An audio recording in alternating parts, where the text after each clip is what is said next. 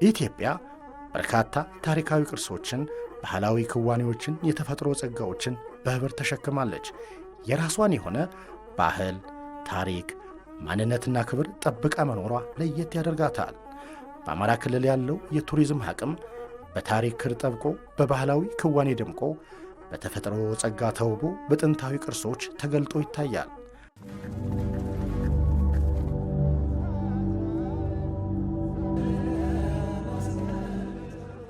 ይህ ታሪክ መሃል ላይ በቀኝ ገዢዎች አለመገዛታችን ዛሬ ያለን ኢትዮጵያ እንድናስተዋውቅ ከዓለም ላይ ዩኒክ የሆነ ማንነት ኑሮን ሀብታችንን እንድንሸጥ ያስቻለን የኢትዮጵያ አባቶች ያወረሱን የማንነት ሰንሰለት ነው።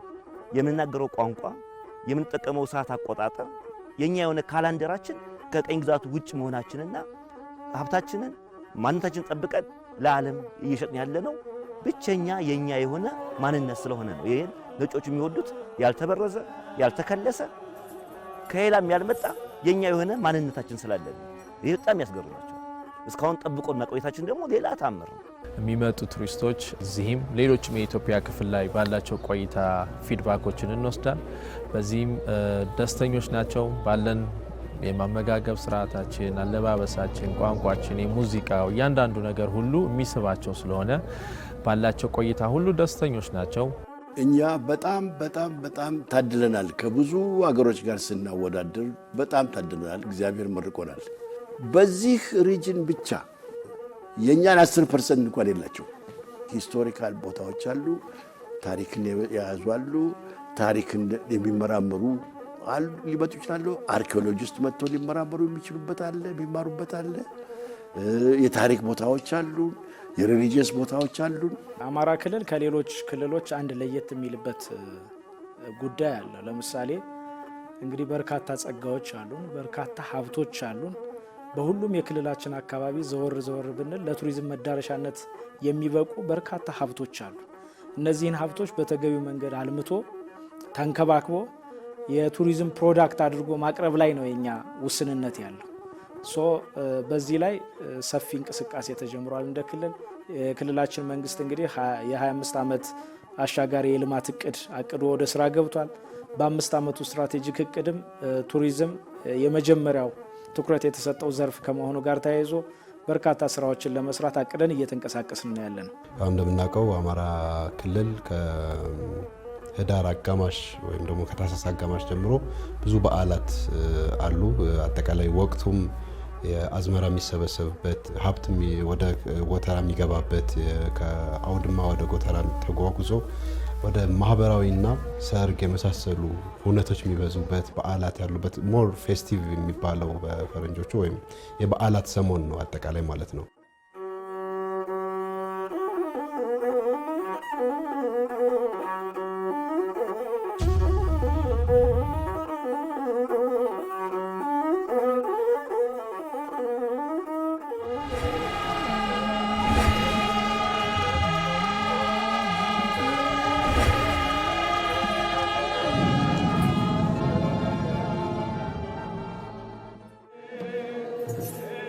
በአማራ ክልል በታህሳስና ጥር ወር ደምቀው ከሚከበሩ ሃይማኖታዊና ባህላዊ ክብረ በዓላት መካከል በላሊበላ ከተማ የሚከበረው የገና በዓል ይጠቀሳል። ቱሪስቶች በላሊበላ የኢትዮጵያን ጥንታዊ ስልጣኔ የሚገልጹትን የቅዱስ ላሊበላ ውቅር አብያተ ክርስቲያናትን ለመመልከት ቀድመው ይተማሉ። የላሊበላ ሕዝብም እንግዳ መቀበልን ያውቅበታል። ቱሪስቶች ገናን ላሊበላ ለማክበር እቅድ ይዘው ዳይሬክት አይመጡም። ቀድመው ከደቡብ ይጀምሩ ይችላሉ፣ ወይም ከኖርዝ ኢትዮጵያ ይጀምሩ ይችላሉ። ግን ታህሳስ 20ዎቹ ጀምሮ መሰባሰቢያቸው ወይ መዳረሻቸው ላሊበላ ነው። ላሊበላ ይሄ በዓል ሲከበር ከምንገምተው በላይ የቱሪስት ፍሰቱ ከፍተኛ ነበር። በአማራ ክልል ውስጥ ያሉት የሃይማኖት አከባበሮች በሙሉ ከአመት ወደ አመት እየጨመሩ ነው የሚሄዱት።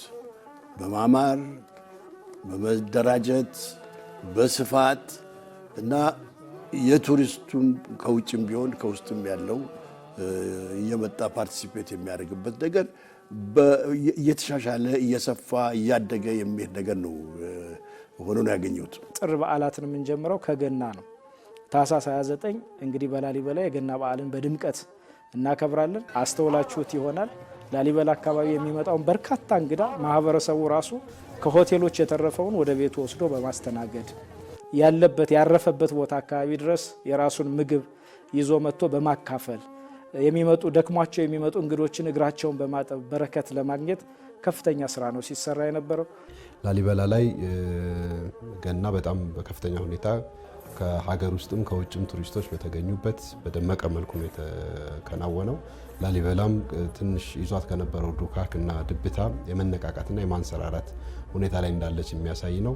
በየብስ በአየር ብቻ ሳይሆን በየብስ ትራንስፖርትም ሰዎች ሂደው አክብረው የመጡበት ሁኔታ እንዳለ አይተናል ማለት ነው።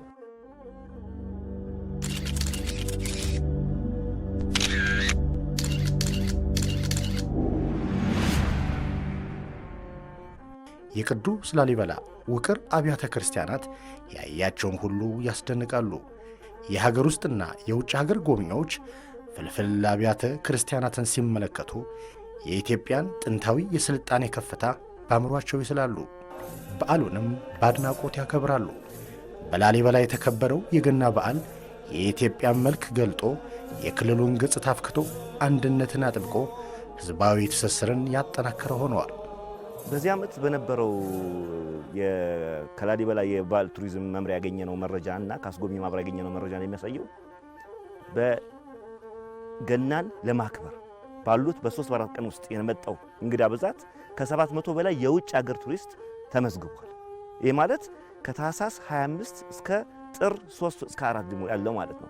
በአጠቃላይ ባለው ስታቲክስ መሰረት ከመስከረም እስከ ጥር መጨረሻ በላሊበላ ብቻ ከ5000 በላይ የውጭ ሀገር ቱሪስቶች ላሊበላን ጎብኝተዋል። ይሄ ማለት ላሊበላ ብቻ ሳይሆን ዘሆል አማራ ክልልን ከዛም አልፎ ወደ ኖርዝ ኢትዮጵያ፣ ወደ ሳውዝ ኢትዮጵያ፣ ወደ መካከል ኢትዮጵያም የሄዱ ቱሪስቶች እንዳሉ ይታመናል። ስለዚህ ይህ ወር ክልሉን የሸጥንበት ከክልልም አልፎ አገርን ያስተዋወቅንበት በተለይ ደግሞ በእኛ ዘርፍ የተሰማሩ አስጎብኚዎች ጥቅም ያገኘንበት ክልሉ ብዙ ገቢ ያገኘበት እኛም የተጠቀምንበት ከዛም አልፎ አገራችንን ያስተዋወቅንበት የሸጥንበት ክብረ በዓሉን አልፏል።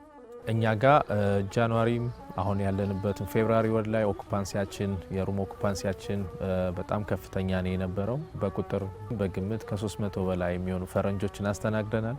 እነዚህ ፈረንጆች ከተለያየ ዓለም የመጡ ባህር ዳር ብቻ ሳይሆን ጎንደርንም ላሊበላንም እንዲሁም ወደ ሰሜን ማውንቴንም ሄደው ጥሩ ቆይታ ያሳለፉ ናቸው። ስለዚህ ብዙ ቁጥር ያላቸውን የውጭ ሀገር ቱሪስቶችን አስተናግደናል። ቱሪዝም ኢንዱስትሪ የሚባለው አንዳንድ ጊዜ እንደ ለኢኮኖሚ ተርሞሜትር ነው ተብሎ ይነገራል። ምክንያቱም ይህ ሴክተር ከሰራ ማለት ሌላውን የኢኮኖሚክ ሴክተር ሁሉ የሚያነቃቃ ነው የሚያካሄድ ነው ማለት ነው። ቱሪስቱ ሲመጣ ደግሞ የትራንስፖርቴሽኑ አካል ይንቀሳቀሳል ማለት ነው። አውሮፕላኑም፣ ታክሲውም፣ አውቶቡሱም፣ ራይዱም ሁሉ አብሮ ተንቀሳቀሰ ማለት ነው።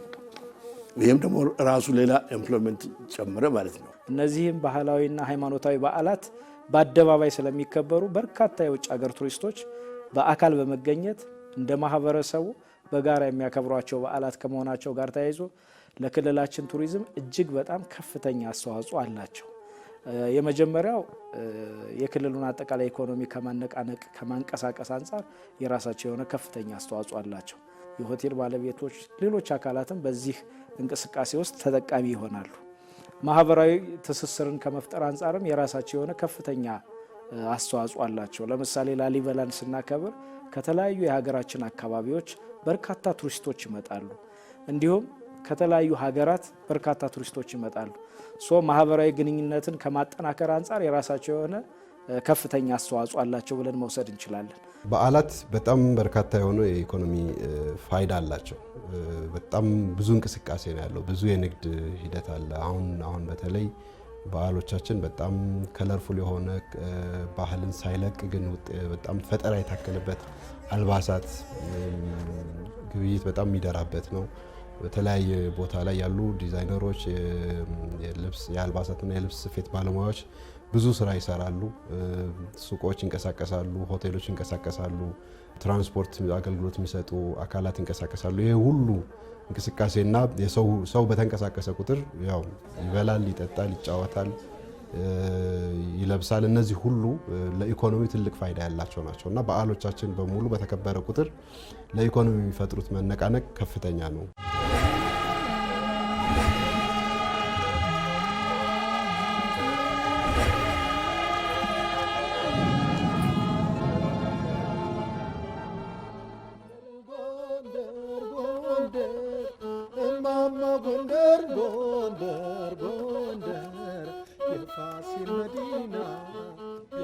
በጎንደር ከተማ የአፄ ፋሲለደስ አብያተ መንግሥታት ግብረ ሕንፃዎች የኢትዮጵያን የአስተዳደር ከፍታ፣ የሥልጣኔ አሻራ፣ የሥነ መንግሥት ምጥቀት አጉልተው ይገልጻሉ። በጥር ወር ጎንደር ከተማ በፍቅር እንግዶቿን ትቀበላለች። በጥምቀት በዓል ኢትዮጵያውያን በጎንደር ተገኝተው በዓሉን በአንድነት አክብረዋል። የህብረተሰቡን የተጋመደ ማንነት፣ የኖረ ኅብራዊነት፣ የጠለቀ ትስስሩንም ያሳየ ሆነዋል። አብዛኛው ሀገሮች በጎንደር ሥርወ መንግሥት ጊዜ ከባርነት ያልወጡ ሀገሮች ነበሩ። እኛ ግን የራሳችን ቤተ መንግሥት አቋቁመን ንጉሶቻችን ህዝቦችን ያስተዳድሩ ነበር። በኢትዮጵያ ያላት የሀብት ስብጥር ከታሪክም ከተፈጥሮም ከእውነቶችም ስታይ ለቱሪስት ወይም ለቱሪዝም የተፈጠረች ሀገር መሆኗን ያሳያል። ከታሪካችን ጋር የተያያዘ ነው። ሲወርድ ሲዋረድ የመጣ ነው፣ ባህል ነው። የዚህ ጎንደር ላይ ለጥምቀት ያለው ነገር ከድሮ ጊዜ ጀምሮ የመጣ ነው እና ከአባት ወደ ልጅ ተላለፍ መጥቶ አሁን የቱሪዝም የጎብኚውም አድጎ ወደ 2 ሚሊዮን ደርሷል። ጥምቀት በዓልንም ስናከብር እንዲሁ ከተለያዩ ብሔር ብሔረሰቦች ተወካዮች ጎንደር መጥተው በዓላቱን በድምቀት ነው ያከበርነውና እነዚህ ሃይማኖታዊና ባህላዊ የአደባባይ በዓላት ለክልላችን የቱሪዝም ፕሮዳክት ናቸው። በተመሳሳይ ደግሞ የህዝባችን ማህበራዊ ትስስር ከማጠናከር አንጻር የራሳቸው የሆነ ከፍተኛ ሚና አላቸውና እንግዲህ ጥር ላይ የሚከበሩት ከዛም በፊት የሚከበሩት እነዚህ በዓላት ትልቅ ትርጉም ነው ያላቸው። ጎንደር የነበረው ጥምቀት ደግሞ በጣም በከፍተኛ ሁኔታ የደመቀ ከውጭም ከሀገር ውስጥም ቱሪስቶች የተገኙበት በዓሉን ለማክበር የሄዱ በጣም በርካታ ምዕመናን የታደሙበትና በደንብ የደመቀ ነው የነበረው።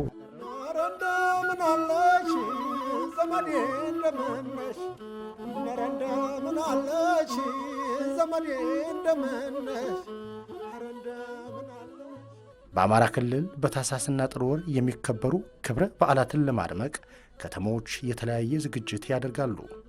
በውበት ላይ ውበት የደረበችው የጎንደር ከተማ አሮጌ መልኳ ተቀይሮ የሙሽርነት ካባን ደርባለች።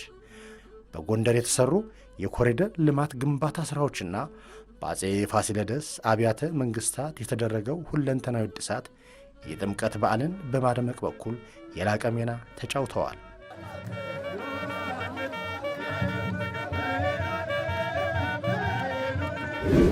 ከተሞች በየደረጃቸው ከተማቸውን ያስዋቡበትና እንግዶች የተቀበሉበት አቀባበል ሞቅ ያለ ነው።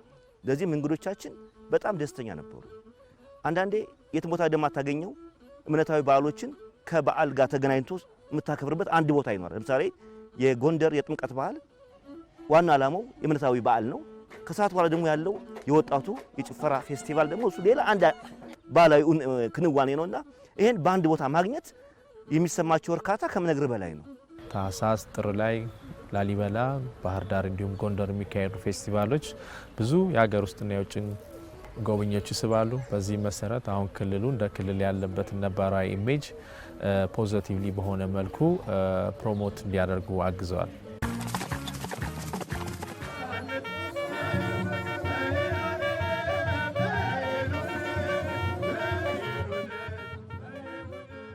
የዚህን ያህል እንቅስቃሴ የዚህን ያህል በብዛት የውጭም የውስጥም ቱሪስት መምጣት ማለት ይሄንን ባህል ይሄንን የሚታየውን ነገር በጣም የሚያስደንቅ ግሩም ወይም ደግሞ ዩኒክ ሴሊንግ ፖይንት ይባላል በእንግሊዝኛ። ይሄ በአማራ ክልል ላይ በብዛት በጥሩ ሁኔታ ተዘጋጅቶ የሚታይ ነገር ሆኖ ነው የሚታየው። ጎንደር አካባቢም እንዲሁ በተመሳሳይ ከሆቴል የተረፈውን እንግዳ የትም ሊያርፍ ስለማይችል ማህበረሰቡ ወደ የቤቱ እየወሰደ ያስተናገደበት እጅግ በርካታ ቁጥር ያለው የማህበረሰብ ክፍል የተገኘበት በዓል ነው ያከበር ነው። ጎንደር ደግሞ ከበዓሉም በተጨማሪ እየተሰሩ ያሉ የልማት ስራዎች፣ የከተማ ኮሪደር፣ የቅርስ እድሳት የደረሱበትን ደረጃ ለማሳየትም ትልቅ እድል የሰጠ ነው እና በፈተና ውስጥም በተግዳሮት ውስጥም ሆኖ ልማትን ማምጣት እንደሚቻል፣ ስራ መስራት እንደሚቻል፣ ልዩነት መፍጠር እንደሚቻል የሚያሳይ ውጤት ሆኖ ነው የተጠናቀቀው እና በጣም በከፍተኛ ሁኔታ በሚዲያም በደንብ ከለርፉል ሆኖ የታየ ነው።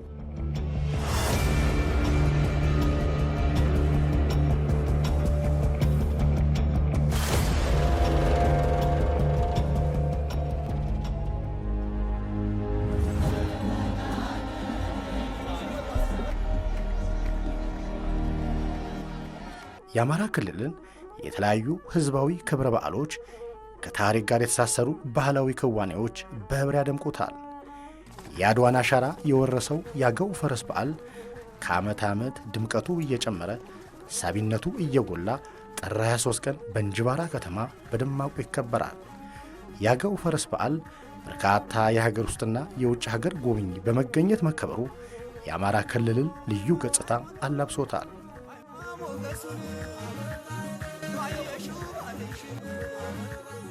የኛ አብዛኛው ጎብኚዎቻችን ወይም እንግዶቻችን አውሮፓ የሚመጡ ናቸውና ያ ወቅት አውሮፓ ላይ ያለው ተፈጥሯዊ ሁኔታ ለመንቀሳቀስ ወይም ለትራቭል ለማድረግ ስለማይመች ወደ አፍሪካ የሚመጡበት ነው ፀሐይን ፍለጋ። በዚያ ምክንያት ይሄ አጋጣሚ ታህሳስ መሃል ላይ ጀምሮ እስከ ጥር መጨረሻ ለአማራ ክልል ዋና የቱሪስት መዳረሻ ቦታ ሆኖ እንዲያገለግል ተፈጥሮ የጋበዘን በእንጅባራ የአዊ የአገው ፈረስ በዓል ፌስቲቫል የተካሄደበት እሱ እንዲሁም በቅርቡ በዩኔስኮ ለማስመዝገብ ጥናቶች ጨርሰው እውቅና ለማግኘት ተጠባበቅ እንገኛለን። የቱሪዝሙ ኢንዱስትሪ እያደገ መሄዱን ያሳየናል። ምክንያቱም ያለፈው 2-3 ዓመት ከዛ በታች መሆኑን አረጋግጫለሁ እና በጣም እያደገ ነው የሚሄደው። የአገው ፈረሰኞች በዓልን በእንጅባራ ከተማ በድምቀት ነው ያከበር ነው። በዚህ ዓመት በዩኔስኮ ለማስመዝገብ ከፍተኛ እንቅስቃሴ ስናደርግ ነው የቆየ ነው። በዚህ ዓመት ያንን በተገቢው መንገድ ሊያሳይ በሚችል መንገድ በድምቀት እንድናከብር ደግሞ የተለያዩ ባለድርሻ አካላት እገዛ አድርገዋል፣ ድጋፍ አድርገዋል። በተለይም ደግሞ የባህልና ስፖርት ሚኒስቴር ክልላችን በመደገፍ እጅግ በጣም ከፍተኛ አስተዋጽኦ ነው ያበረከተው። አገው ፈረሰኞች በዓልም ያው ክቡር ምክትል ጠቅላይ ሚኒስትርም የክልሉ ርዕሰ መስተዳድርን በተገኙበት በደመቀ ሁኔታ ነው የተከናወነው። እሱም ላይ እንዳየነው ሁሉም ህዝቡ በነቂስ ወጥቶ በዓሉን ያከበረበትና በሰላማዊ መንገድ የተጠናቀቀ ነው የነበረው።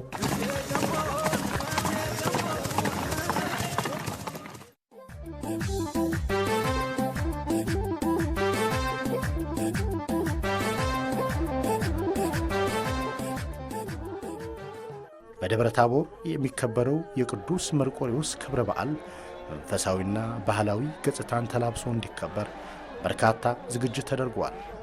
በበዓሉ ዕለት የፈረስ ጉግስ ስነ ስርዓት በደማቁ መከናወኑ ለጎብኚዎች ደስታን ፈጥሯል። ለአማራ ክልልም ተጨማሪ የቱሪዝም መዳረሻ ሆኖ ዘርፉን ያነቃቃ ሆነዋል።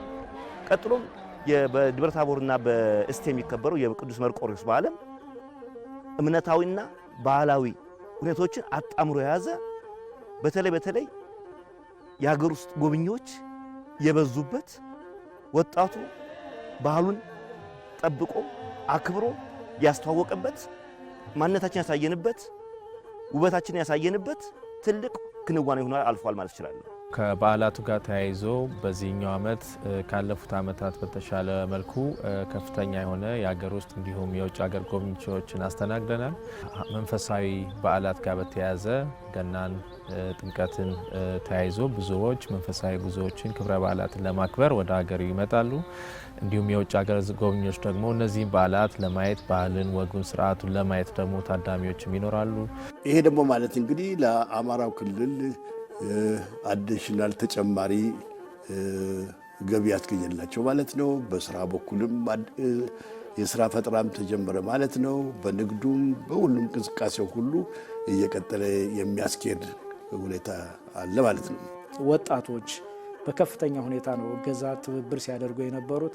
በዓላቱ የሚከበሩባቸውን አካባቢዎች በማጽዳት በማስተካከል የሚመጡ እንግዶችን በመቀበል እግር ጭምር በማጠብ ስንቅ በማቅረብ በርካታ ስራዎችን ነው ስንሰራ የነበረው ሲሰሩ የነበሩት። ደብረ ታቦር ላይ የተከበረው እና ደብረ ታቦርና ደቡብ ጎንደር አካባቢ ያሉ ሌሎች ከተሞች ላይ የተከበረው በዓልም በዚሁ መሰረት በከፍተኛ ድምቀትና በጥሩ ስሜት ነው የተከበረው። እነዚህ በዓላት መከበራቸው የሚሰጠው ስሜት ሁሉም የሄደውም ያልሄደውም ያያቸዋል። በራሳቸው ደግሞ በጣም የደመቁ ስለሆኑ ለእይታ ይቀርባሉ።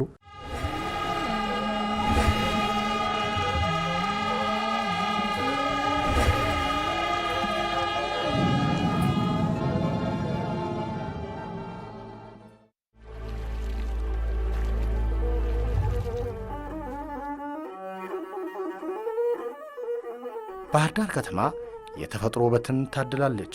በከተማዋ ጥርን በባህር ዳር ለማከናወን በርካታ ቅድመ ዝግጅቶች ተደርገዋል። በተለይ ደግሞ ዕለቱን ከሚያደምቁ ዝግጅቶች መካከል በጣና ሐይቅ ላይ የሚከበረው የሰባሩ ጊዮርጊስ ሃይማኖታዊ ክብረ በዓል ዋነኛ ሆኖ ይጠቀሳል።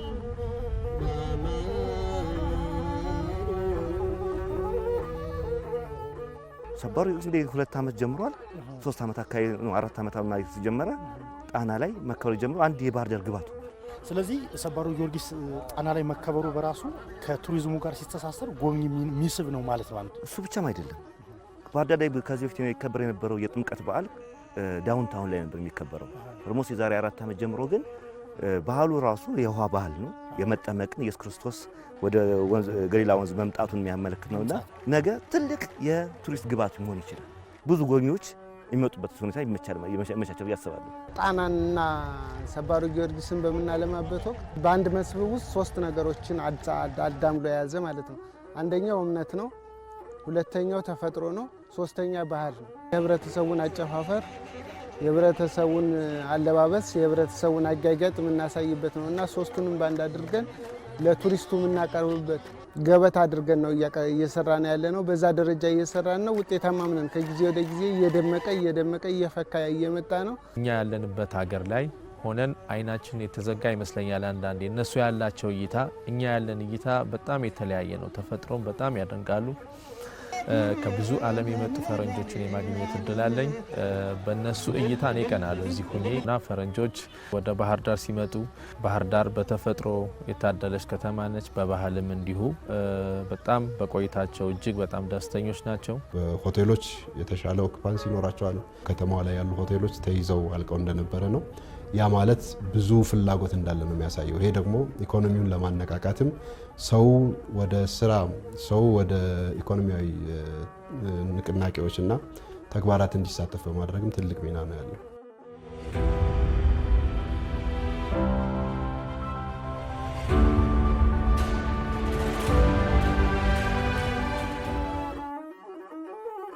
ጣና ሐይቅ እንደ ምንጣፍ ተዘርግቶ በርካታ አካባቢዎችን ያስተሳስራል። ከጥንት ጀምሮ በሐይቁ ደረት እየተንሳፈፉ ሕይወትን ያስቀጠለው የታንኳ ትራንስፖርት ለአካባቢው ባለውለታ ሆኖ አገልግሏል። የባህር ዳርና አካባቢው ልዩ መገለጫ የሆነው የታንኳ ውድድር የጥርን በባህር ዳር ዝግጅት ሌላ መልክ አላብሶታል። በዚህ ዓመት በርካታ ታዳሚን አካቶ የውድድር ሥነ ሥርዓትን አደራጅቶ የተከናወነው የታንኳ ውድድር የጎብኝን ቀልብ የሳበ ሆኗል። ውድድሩን ለማስጀመር 1 2 3 ጥሩን በባህር ዳር። በዚህ ዓመት ከሌላው ጊዜ የተለየ የታንኳ ቀዘፋ ውድድሩ ከ106 በላይ ተወዳዳሪዎች ተሳትፈውበታል። እነዚህም በሴቶችና በወንዶች የቀዘፋ ውድድር አለ። ለእነዚህም ሽልማትን በማመልከት ከለርፉል የሆነ ዝግጅትን አድርገናል። እሱንም ያደረግነው ከተማ አስተዳደሩ ባለሙያ የኮሪደር ልማት ላይ ታዳሚዎችን በማስቀመጥ ስለሆነ ለዝግጅቱ ምቹ አድርጎታል። ለሚዲያዎችም ምቹ ነበር። ለቀረጻ ሁኔታው ተቀዛቅዞ የነበረ የባህር ዳር መገለጫዎች ናቸው። ሳይክልና ታንኳ ውድድር በየዓመቱ ይሄን መሰረት አድርገው እናቶች፣ ወጣቶች፣ አባቶች በግሩፕ ተከፋፍለው ባህር ዳርን ያስተዋወቁበት የተረሱ ባህላዊ ሁኔታዎችንም ያስታወስንበትና ቀጣይ በዚህ ላይ ስንሰራ ራሱ የቻለ የቱሪስት መዳረሻ የሚያስችል ነጮችም ከሞተር ጀርባ ባሻገር በታንኳ ጣናን የሚንሸራሸሩበት አንድ ግብዓት እያሳየን እንገኛለን። ይህም ጥሩ ምርት አሳይቷል። ባህልና ቱሪዝምን በዚህ አጋጣሚ ማመስገን እፈልጋለሁ። የጀልባ ኮምፒቲሽኑ ብቻ ሳይሆን የሞዴሊንግ ፌስቲቫል በስትሬቶች ላይ ተካሂደዋል።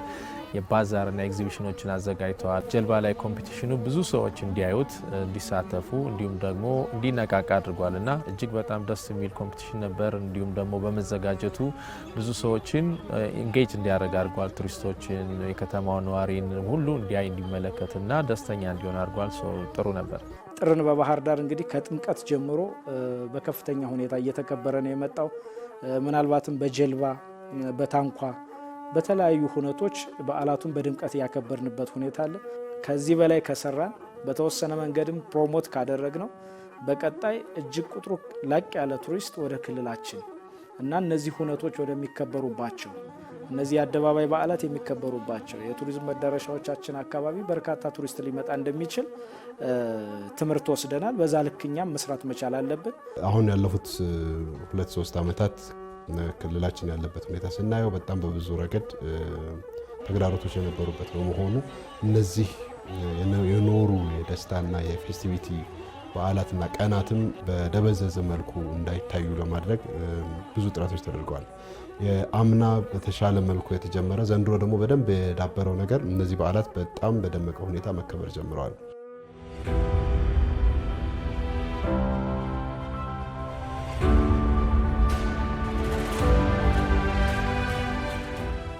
በተለያዩ ሀገራት ከፍተኛ ገቢ ከሚያስገኙ የቱሪዝም ዘርፍ መካከል የኮንፈረንስ ቱሪዝም አንዱ ሆኖ ይጠቀሳል። ባህር ዳር ከተማ ዓለም አቀፍ ጉባኤዎችን በማዘጋጀት ረገድ ጎልታ መታየት ጀምራለች። በዚህ ዓመት መጀመሪያ 2 ዓለም አቀፍ ጉባኤዎችን በደማቁ ማከናወኗ የከተማዋን ምቹነት ያረጋገጠ ሆነዋል። በባህር ዳር የተሰሩ የኮሪደር ልማት ሥራዎች ጥርን በባህር ዳር ለሚደረገው የቱሪዝም መዳረሻነት ትልቅ አስተዋጽኦ ያደረገ ሆነዋል። የኮሪደር ልማቱ እንደምታውቀው ቱሪስቶች ብስክሌት፣ ባይክ ይወዳሉ፣ ወክ ማድረግ ይወዳሉ፣ ተፈጥሮ ማየት ይወዳሉ። ስለዚህ እንቅስቃሴያቸው አሁን ላይ በቀንም በምሽትም የኮሪደር መሰራቱ ደግሞ ሞር ለከተማው ኢሜጅ ከፍተኛ አስተዋጽኦ አበርክቷል። ንጹህ ነው። ምሽት ላይቶችን ብታያቸው በጣም ገጽታው ጥሩ ነው። ስለዚህ ቱሪስቶች እየተሰራ ባለው የኮሪደር ልማቱም በጣም ደስተኞች ናቸው። ኦቨርኦል ግን ኤክስፒሪየንሳቸው ባህር ዳር ባለው ነገር ሁሉ ደስተኞች ናቸው። ሞር ደግሞ እነዚህ ሆቴሎቻችን ሲያልቁ ከሰማህ ባህር ዳር ላይ 3 ትላልቅ ዓለም አቀፍ ብራንድ ያላቸው ተቋማት ግንባታ ውስጥ ገብተዋል። ይሄ ማለት እንግዲህ ከዚህ ቱሪዝሙ ላይ ትልቅ አስተዋጽኦ ምክንያቱም እነዚህ ዓለም አቀፍ ብራንድ ያላቸው ሆቴሎች መምጣት ራሱ ብራንዱ እንግዳን ያመጣል። እጅግ ውጤታማ ስራ እየሰራን ነው። የተወሰነ በርካታ ቱሪስትም እየመጣ ነው። ግን በምንፈልገው ደረጃ ላይ ደርሷል ማለት አይደለም። በርካታ ቱሪስት እንዲመጣ እንፈልጋለን። በርካታ ቱሪስት በቁጥር በሺዎቹ የሚያድግ ቁጥር ነው የምንፈልገው። ከዛ አንጻር ገና ይቀረናል። ግን ለውጡ እጅግ በጣም የተሻለ ነው ከባለፉት ዓመታት ሲታይ። በርካታ እንግዶች ወደ ከተማችን ተገኝተውም እጅግ በጣም የሚያምር ተፈጥሮውን በአግባቡ የተጠቀማችሁበትን የቱሪዝም ልማት እየሰራችሁ ነው፣ በርቱ የሚል አስተያየት ሰጥተውናል። እንግዲህ በዚህ ዓመት ለየት የሚያደርገው ካለፉት 3 እና 4 ዓመታት በርካታ የውጭ ሀገር ቱሪስቶች ተገኝተዋል፣ በሁሉም አካባቢዎች ማለት ነው። ከዚህ በተጨማሪ ደግሞ ቱሪስቶች የቆይታ ጊዜያቸውም ተራዝሟል። እስካሁን ድረስ እኛ በምንሰራው የናሙና ጥናት በአማካይ ከ1 እስከ 2 ቀን ነው አብዛኛው ቱሪስት ወደ እነዚህ አካባቢዎች መጥቶ የሚቆየው። በዚህ ዓመት ግን እስከ 3፣ 4፣ 5 ቀናት ድረስ ቱሪስቶች እነዛ በዓላት የተከበሩበት አካባቢ በመቆየት ከፍተኛ የሆነ ኢኮኖሚያዊ ተጠቃሚ እንዲሆን አድርገዋል ያንን አካባቢ ማለት ነው። እና እንደ አጠቃላይ በተዘጋጀነው ልክ ውጤት አግኝተናል። እዚህ ዓመት እንግዲህ 2 ትላልቅ ዓለም አቀፍ ኮንፈረንሶች ባህር ዳር ላይ ተካሂደዋል። አንደኛው የጣና ፎረም ነው። ሁለተኛው ደግሞ አሁን በቅርብ የተካሄደው የአማራጭ የግጭት መፍቻ መንገዶች ለዘላቂ ሰላምና ልማት በሚል መሪ ቃል የተካሄደው ነው። እዛ ላይ የተስተዋለው ትልቁ ነገር እንግዲህ ዓለም አቀፍ ሚዲያ አልጀዚራም ተገኝቶ ነበረ። ዘገባዎች፣ የተለያዩ ዘገባዎችን ሰርቷል በዛ ጉዳይ ላይ ማለት ነው። አማራ ክልል ሲባል ሰው የሚያስበውና መሬት ላይ ያለው እውነታ ምን ያህል የተለያየ እንደሆነ ለማሳየት ተችሏል።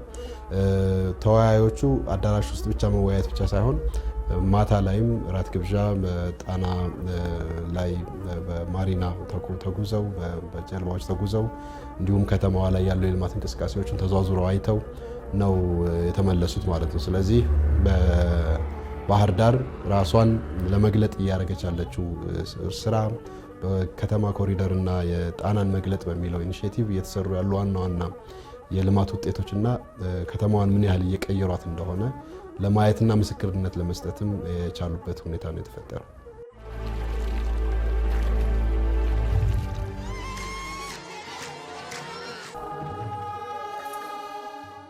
ተመልካቾች ከዚህ በፊት እንደምታውቁት እንግዲህ የጥርጥሬዎች በሚለው ዘጋቢ በአማራ ክልል በታህሳስና ጥር ወር የሚከበሩ ክብረ በዓላት ዝግጅቱ ምን ይመስላል የሚለውን ዘጋቢ መስራታችን ይታወቃል። በ2018 ታህሳስና ጥር የተከበሩ ሃይማኖታዊና ባህላዊ ክብረ በዓላት በአማራ ክልል በደማቅ ሁኔታ ባህላዊና ሃይማኖታዊ እሴቱን በጠበቀና የሀገር ውስጥና የውጭ ሀገር ጎብኝን ባሳተፈ መንገድ ተጠናቆ አልፏል ማለት እንችላለን። ከዚህም በተጨማሪ ክልሉን የማያውቁ በርካታ የሀገር ውስጥና የውጭ ሀገር ጎብኚ ወደ ክልሉ በመምጣት ታድመው አልፈዋል። በዚህም በርካታዎች ስለ ክልሉ ያላቸውን ገጽታ እንደቀየሩ ብዙ መረጃዎች ያሳያሉ ማለት እንችላለን። በአጠቃላይ ግን በከተሞች የሚሰሩ የኮሪደር ልማቶች የከተሞችን ገጽታ በመቀየሩን በተመሳሳይም ሃይማኖታዊ ባህላዊ ክብረ በዓላት ካለባበስ ከእሴት አንጻር ምን ይመስላል የሚለውን ታድመው ያለፉበት ነበር ማለት እንችላለን።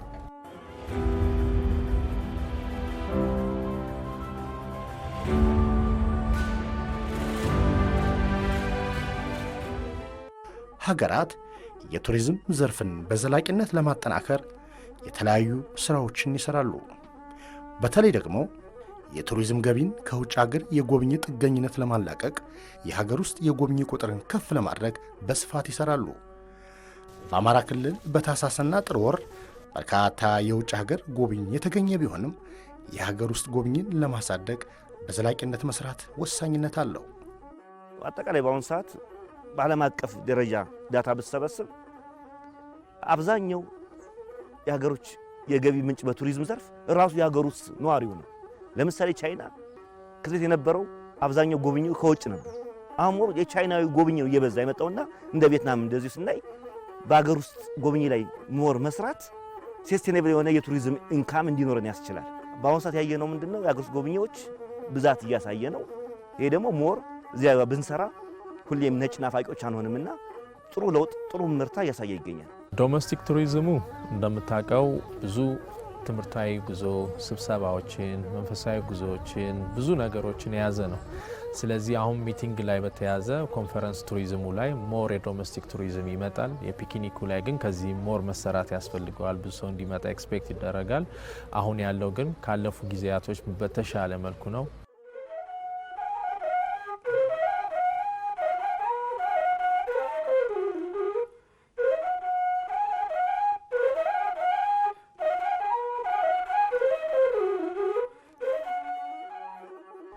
በኢትዮጵያ የማንነት መነሻ፣ የታሪክ ማስታወሻ፣ የኢኮኖሚ መንቀሳቀሻ፣ የጥንታዊ ስልጣኔ መነሻ፣ የተፈጥሮ ጸጋ መዳረሻ፣ የማህበረሰቡ መልክና ቀለም መጠንሰሻ የሆኑት የቱሪዝም መዳረሻ ስፍራዎች የሀገሪቱን ማንነት በስፋት ይገልጻሉ።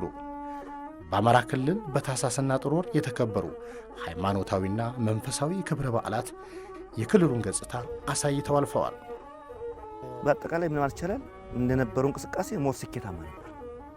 የሚጠበቅብን አሁን ስኬታማ ብለን መቆም ሳይሆን ነገ ደግሞ ሞር ከዚህ የበለጠ እንግዳ እንዲመጣ በምንችለው አቅም ከተማን ማስተዋወቅ፣ አገርን ማስተዋወቅ፣ ባህልን ማስተዋወቅ ይጠበቅብናል። ምክንያቱም በዚህ መድረክ ከሆነ ባህላችንን ሳንሸጠው እዚሁ እንቀራለን። ሞር ይሄ እንድትነሳሳ ሁሉም እያንዳንዱ ባሉም ሰው ባለው አጋጣሚ ከተማን ማስተዋወቅ፣ ባህልን ማስተዋወቅ የሁሉም ሰው ድርሻ ቢሆን ደስ ይለናል። ትሪኒዳድ ኤንድ ቶቤጎ የሚባል ሀገር ላይ ስራ ነበር። የትሪኒዳድ ካርኒቫል በአመት አንዴ ነው የሚከበረው፣ ለ5 ቀን ነው። ጎብኚዎች ከአንድ ዓመት በፊት ነው ሆቴሉን ቡክ ቢያደርጉት። ከአንድ ዓመት በፊት የ5 ቀን ነው ፓኬጅ ነው። የ5ቱ ቀን አስቀድሞ ነው የሚከፍሉት ለሆቴሎች እና ልክ የ5 ቀን አልቆ ቱሪስቱ ሁሉ ከሄደ በኋላ ከአንድ ሳምንት በኋላ እንደገና ቁጭ ብለው ይጀምራሉ። ለሚቀጥለው ዓመት ምን እናድርግ፣ የሚቀጥለው ዓመት ምን ላይ ተሳሳት ነው፣ የት ላይ ነው የመጣውን የቱሪስት ብዛት ያሉ ከየት ሀገር ነው የመጣው ቱሪስት ብለው ያን ሁሉ አናላይዝ ያደርጋሉ። ጎንደርን ያክል ከተማ ላይ 2 ሚሊዮን ቪዚተር መጣ ማለት እንግዲህ ትልቅ ጭንቅንቅ የሚፈጥር ሁኔታ ነው ያለው። አንዴም ሁለቴም ሄጄ አይቼዋለሁ እና እዛ ውስጥ የጎደለ ነገር ካለ ምንድነው ምቹ እናድርግለት የሚለውን መነጋገር ያለበትና መቋረጥ የሌለበት ቋሚ ኮሚቴ መኖር አለበት። 365 ቀን በሙሉ የሚሰራ ለቀጣይ ጊዜያቶች ሁልጊዜ ምንድነው ሁሉ ነገር ሙሉ አይደለም። ስለዚህ ሰልፍ ኢቫሉዌሽን ያስፈልጋል። እያንዳንዳችን የሚመጡት እንግዶች ምን ጥሩ ቆይታ ነበራቸው፣ ደግሞ ምን መስተካከል አለበት ተብሎ ራሳችንን ማየትና በጣም ኮምፒቲቲቭ ለመሆን ስራዎችን መስራት ያስፈልጋል። መንግስት የሰጠውን ትኩረት ያህል የክልሉ አመራር ትኩረት ሰጥቶ መስራት አለበት። የከተማ አመራር ትኩረት መስጠት አለበት። ሚዲያዎቹ በከፍተኛ ሁኔታ ይህንን ፕሮሞት ማድረግ አለባቸው። ከአጋር አካላቶች ጋር ተቀናጅተን መስራት አለብን። አጋር አካላት ሆቴል ማህበር ሊሆን ይችላል፣ የሆቴል ባለሙያዎች ማህበር ሊሆን ይችላል፣ የጀልባ አሶሲዬሽን አለን፣ ሀገረ ስብከት አለ። እነዚህና ሌሎችም አካላት የሚዲያው አካል ተባብሮ ርብርብ አድርጎና ፕሮሞሽን ሰርቶ የጀመርነውን የቱሪዝም ልማት ወደ ከፍተኛ ደረጃ በጋራ ማድረስ እንችላለን። እንደ ክልል በቀጣይ ትልቅ የቤት ስራ ተሰጥቶናል።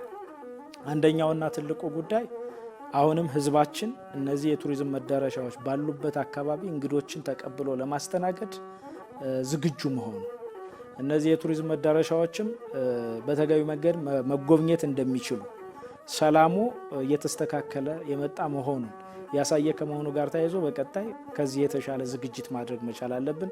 በተለይ አገልግሎት ሰጪ ተቋሞቻችን ጥራት ያለው ተገቢነት ያለው እንዲሁም በቀላሉ አክሰስ ሊደረግ የሚችል አገልግሎት ማመቻቸት መቻል አለባቸው። ከተሞችን በዛ ልክ አስበው መስራት እንዳለባቸው ትምህርት የሰጠ ነው።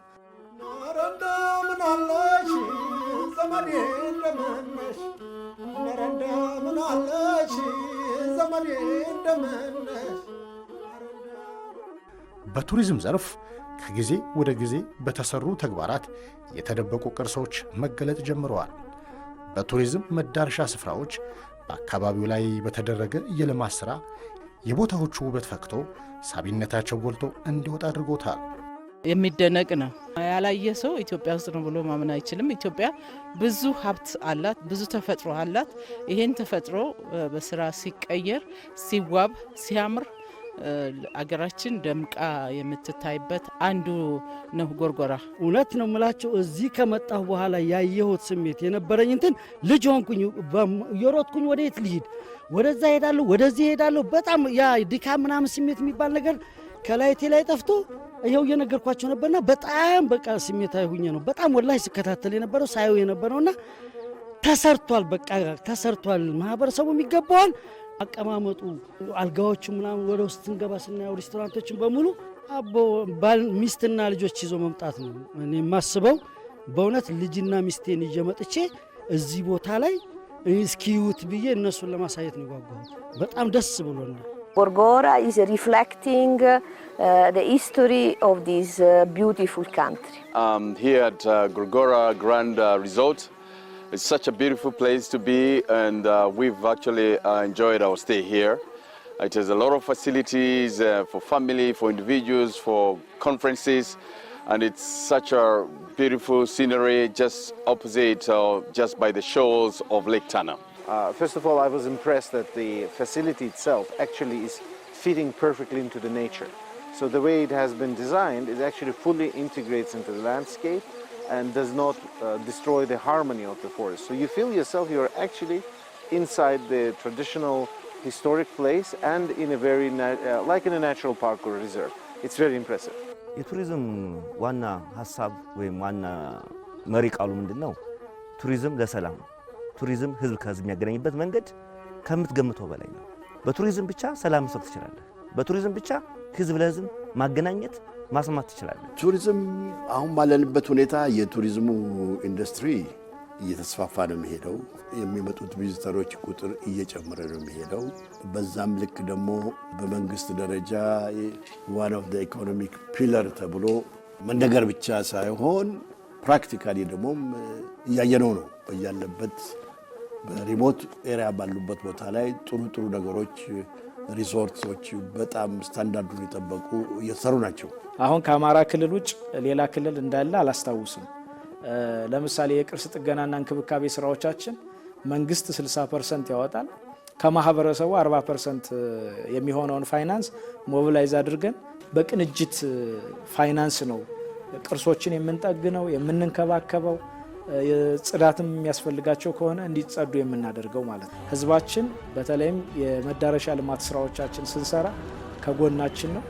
በዚህም እጅግ በጣም ከፍተኛ ቁጥር ያላቸውን ቅርሶች በማደስ በመጠገን ከፍተኛ ስራዎችን ነው ስንሰራ የነበረው። በሁለቱ የክልላችን ዞኖች አንድ መዳረሻ የማልማት ስራን ይዘን እየሰራን ያለን። ስለዚህ በዚህ ዓመት አንድ ዞን ወይም አንድ ከተማ አስተዳደር የግድ አንድ የቱሪዝም መዳረሻ ልማት ስራ መስራት መቻል አለበት። በቀጣይም መቀጠል ያለበት ይህ ነው። ማህበረሰቡ እጅ ለእጅ ተያይዞ የክልላችን ገጽታ፣ የሀገራችን ገጽታ፣ የቱሪዝም መዳረሻዎች አካባቢ ያለውን ገጽታ መቀየር መቻል አለብን። በዛ ልክ ለተሳተፉ አካላት በሙሉ እጅግ ከፍ ያለ ምስጋና አለን እንደ ክልል። በቀጣይም እንግዲህ እጅ ለእጅ ተያይዘን አሁን የተሟሟቀውን የተጋጋለውን የቱሪዝም እንቅስቃሴ እስከ መጨረሻው ድረስ የማዝለቅ ስራዎችን እንሰራለን።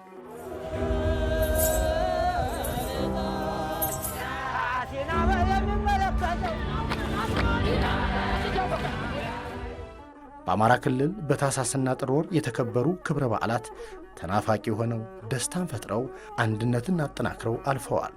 በክልሉ የተሰሩ የቱሪዝም መዳረሻ ልማቶች፣ የቅርስ ጥገና ስራዎች ፈጣን ውጤትን ማሳየት ጀምረዋል።